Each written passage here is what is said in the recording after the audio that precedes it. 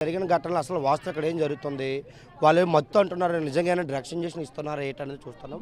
వాస్తవానికి ఒక mental health problem వస్తే ఖచ్చితంగా డాక్టర్ గారు ప్రిఫరెన్స్ చేస్తే ఈ మాత్రం ఎంజీ ఇవ్వండి వాళ్ళ నిద్ర కోసం అని చెప్పేసి.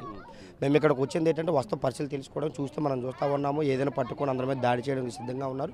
రెండవదిలు కోర్టులో నడవడం వల్ల వీళ్ళు తరపు నుంచి కోర్టులో ఎవరు వాదించలేకపోవడం వల్ల 3 సంవత్సరాలు 2 సంవత్సరాలు హోమ్లో ఉండడం వల్ల మానసిక పరిస్థితి చాలా ఎక్కువ పాడయ్యి అనేక ఆవేదనకు గురవుతూ ఉన్నారు.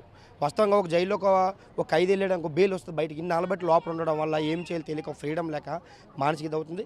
ఖచ్చితంగా ఒక జర్నలిస్ట్ని, ఒక ప్రజా సంఘ నాయకురాలని, ఒక డాక్టర్ని, ఒక లాయర్ని, ఒక అత్యధికారిని వేసి ఒక కమిషన్ వేసి లోపల నిజంగా ఇటువంటి మత్తు ఇంజక్షన్లు ఏమైనా ఇస్తూ ఉన్నారా, దోషకు మించి ఏమైనా బానిస చేస్తారో కమిషన్ వేయాలి. ప్రభుత్వ అధికారులే కాదు అన్ని రంగాలు అందులో ఉండాలని చెప్పేసి మేము ఏఐఎఫ్ కోరుతా ఉన్నాం. వాళ్ళ పరిస్థితి తెలుసుకోవడం కోసం వాళ్ళ హక్కులు ఏమైనా భంగం కలుగుతూ ఉన్నా. కొట్టారట కొట్టడం కూడా నిన్న బయటకు వచ్చినందుకు లోపల తీసుకెళ్ళి ఉమెన్స్ కానిస్టేబుల్ వచ్చి మమ్మల్ని కొట్టారని వాళ్ళు చెప్తా ఉన్నారు ఆరోపణ.